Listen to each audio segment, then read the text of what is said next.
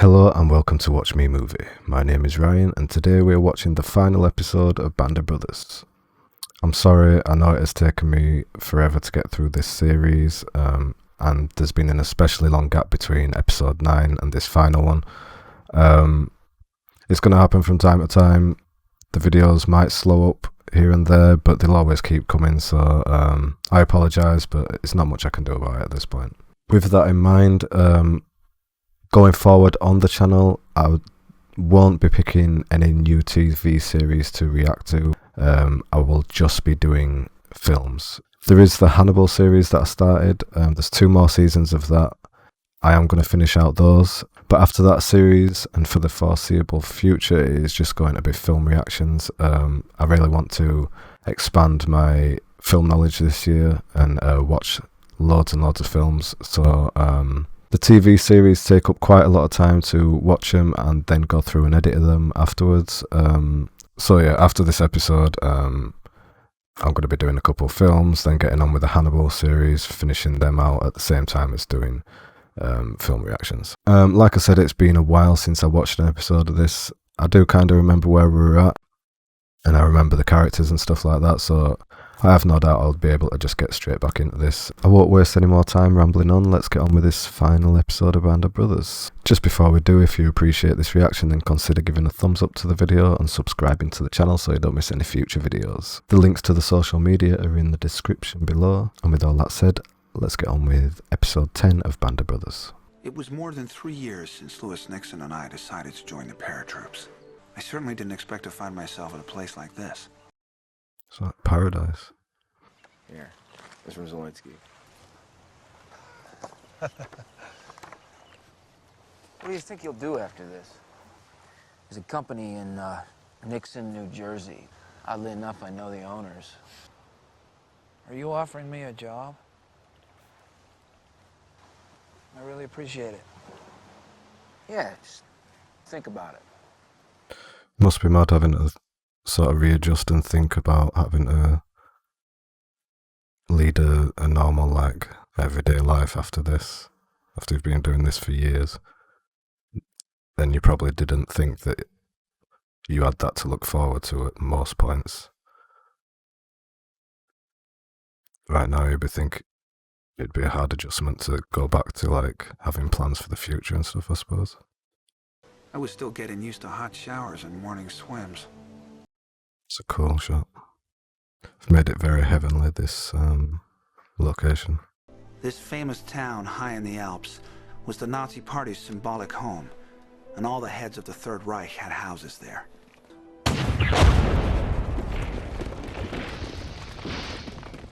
If you're looking for someone to find another way up that mountain, Easy Company is ready and willing.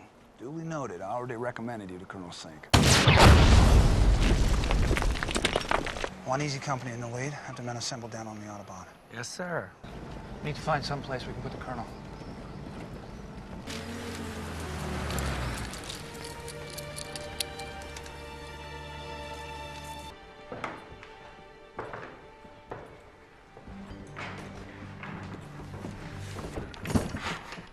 Kitty would love this. How many brides get a wedding present from Hitler? You know, whoever comes in here after us is going to take whatever isn't nailed down. I just don't even think about it. A mountaintop stone retreat, 8,000 feet up, accessible by a gold-plated elevator.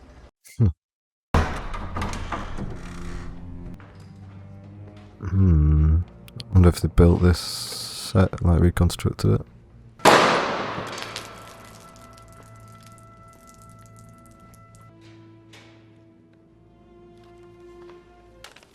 From Corps, just came in, effective immediately. All troops stand fast on present positions. Standing fast. You ready for it? Listen up. German army surrendered. I got a present for you. Come on. It's crazy. We discovered it yesterday. Had it on double guard ever since. I can vouch for that, sir. 10,000 bottles of the world's finest liquor, wine, and champagne helped Easy Company mark the day the war in Europe came to an end. Take what you want and have each company take a truckload. Happy VE Day.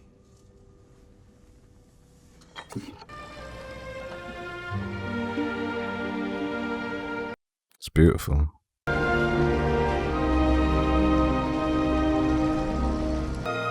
Wow. Some scenery. The war is over! Is this episode going to go as smoothly as this?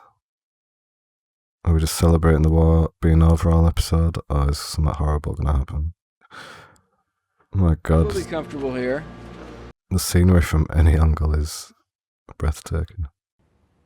Have all your men collect the weapons, deposit them at the church, at the school, and at the airfield. Very well. Please accept this as my formal surrender, Major. You may keep your sidearm, Colonel.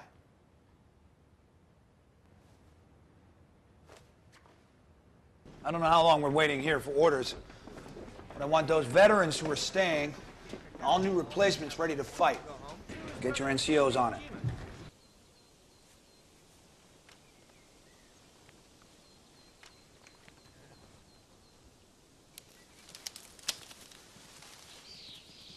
Oh, God damn it, Shifty.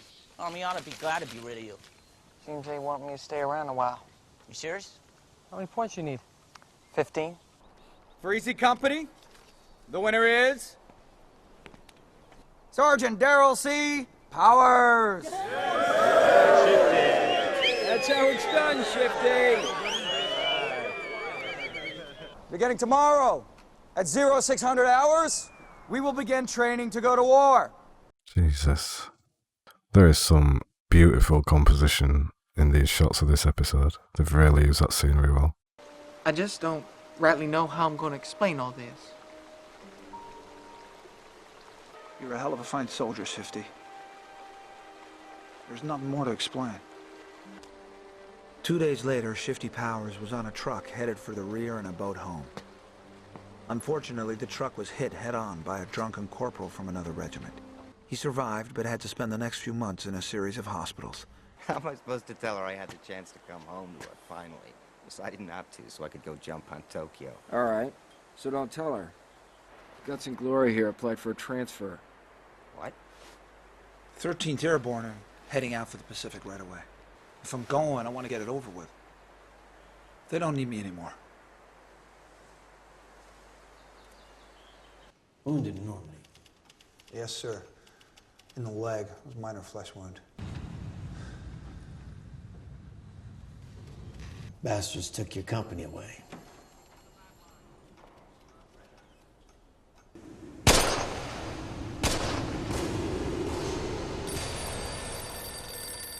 You got through Bastogne without having to fire your weapon.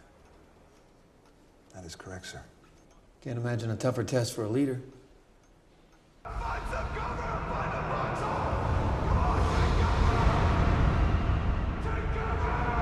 I suppose if a leader gets through a conflict like that without firing a weapon, then it's a good thing because it means he had good control of his troops. Let me tell you something, son. You've done enough.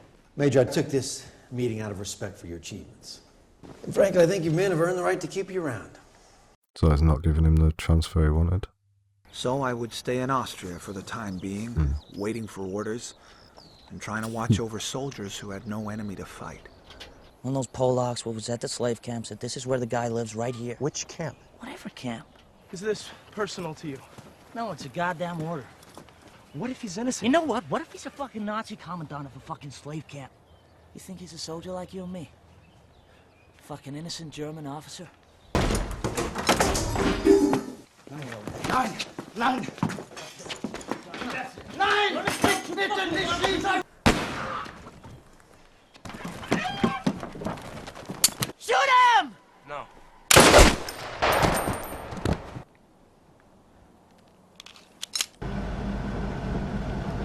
Officers don't run. The war's over, anybody would run. Okay.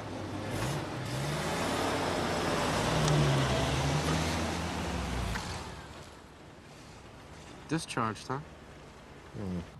See about getting you a ride. We go to Munich? Ja, bitte. Sie nicht machen. Too bad.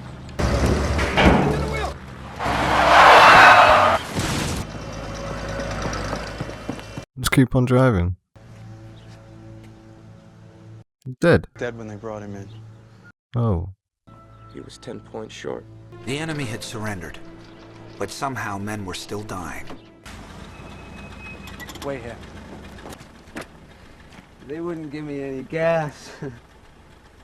Krauts. This fucking limey wouldn't listen. Whoa. Wow. Do you have any gas? Give him some gas. Oh my god. What? He's not gonna make it. You'd need a brain surgeon.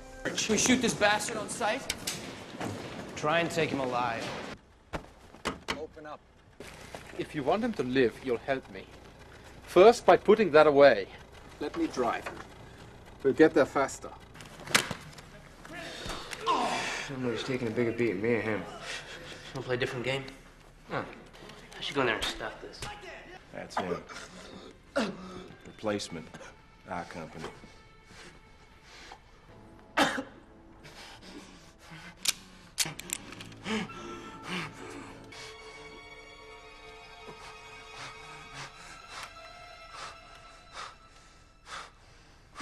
Have the MPs take care of this piece of shit. I'm guessing they were Hitler's photo albums, sir.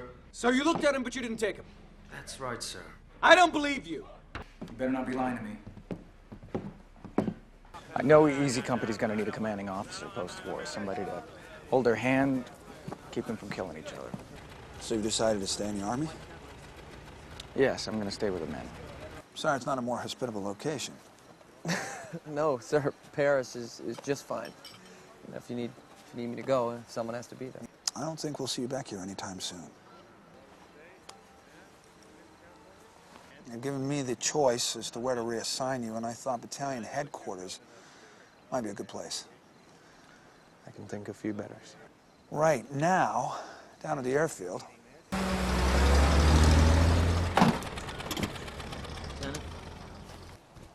Major Winters? Captain Sobel.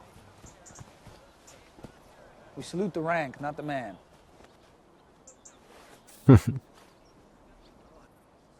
Männer, die ineinander einen Zusammenhalt gefunden hat.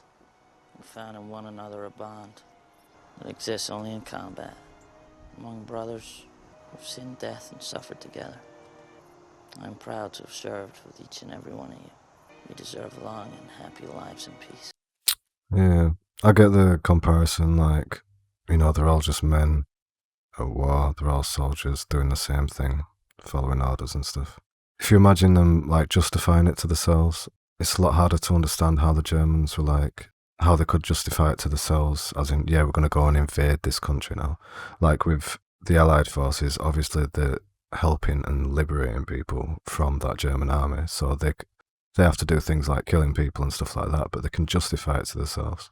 To see the company to let us know that he was all right. I get the comparison though. And was later appointed to the California Court of Appeals. David Webster became a writer for the Saturday Evening Post and Wall Street Journal. He went out on the ocean alone and was never seen again. Johnny Martin would return to his job at the railroad and then start his own construction company. George Luz became a handyman in Providence, Rhode Island. 1,600 people attended his funeral. Doc Rowe died in Louisiana. He'd been a construction contractor. Frank Briccani returned to Chicago and worked a postal route as a mailman. Joe Liebgott returned to San Francisco and drove his cab. Bull Ranneman, he went into the earth-moving business in Arkansas. Alton Moore returned to Wyoming with a unique souvenir: Hitler's personal photo albums. He was killed in a car accident. Carwood Lipton became a glass-making executive in charge of factories all over the world. Harry Welsh became an administrator for the Wilkes-Barre, Pennsylvania school system. Ronald Spears stayed in the Army. He retired a lieutenant colonel. No other way for him. This morning, President Truman received the unconditional surrender from the Japanese. Each man in the 101st Airborne would be going home, and each would have to rejoin the world as best he could. Lewis Nixon had some tough times after the war. Then in 1956, he married a woman named Grace, and everything came together for him. I took up his job offer until I was called back into service in 1950 to train officers and rangers. I stayed around Hershey, Pennsylvania, finally finding a little farm where I still live today. It's a very unusual happening. We knew that we could depend on each other. I don't know anybody that I admire more than Bill Garnier and Joe Toy. One little bud. I knew that would go on here. The real men, the real heroes, are the fellas that are still buried over there and those that come home to be buried. And after the war was over and you came back out, why, you lost a lot of that. We lucky few, we band of brothers. The memories of a question my grandson asked me the other day. Grandpa, were you a hero in the war? Grandpa said no, but I served in a company of heroes.